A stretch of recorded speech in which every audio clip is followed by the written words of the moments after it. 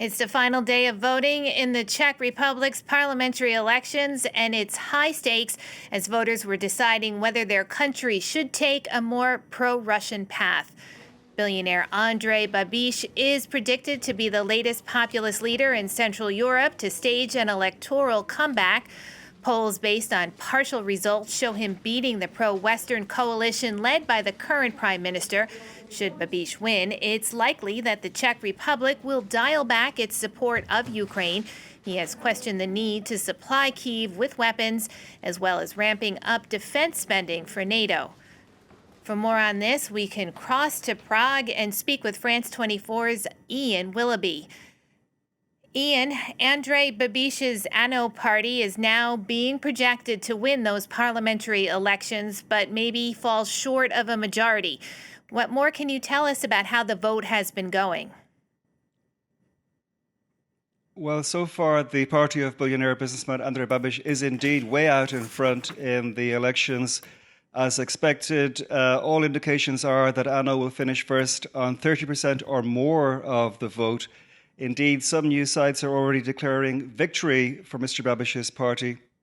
So, if anything, interest here is turning to the results of smaller parties who could be potential coalition partners of Andrej Babis. They're parties on the right and far right of the Czech political spectrum.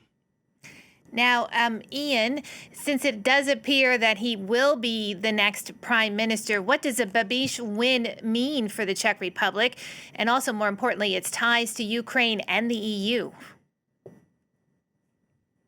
Well, many people believe that an ANO government would spell a significant change in the Czech Republic's political orientation internationally.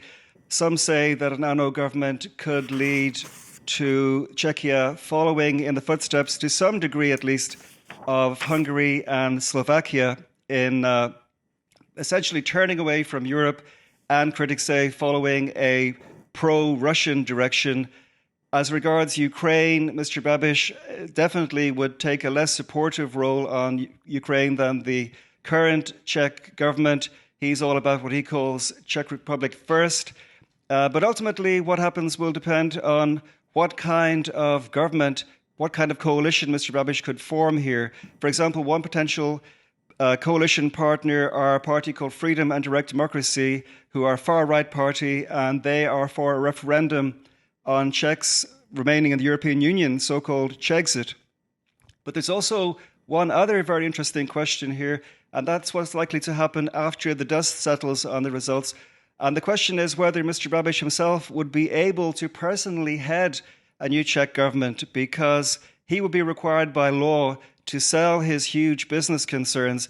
He doesn't seem minded to do that, and that would leave him in potential, or would leave him simply in conflict of interest.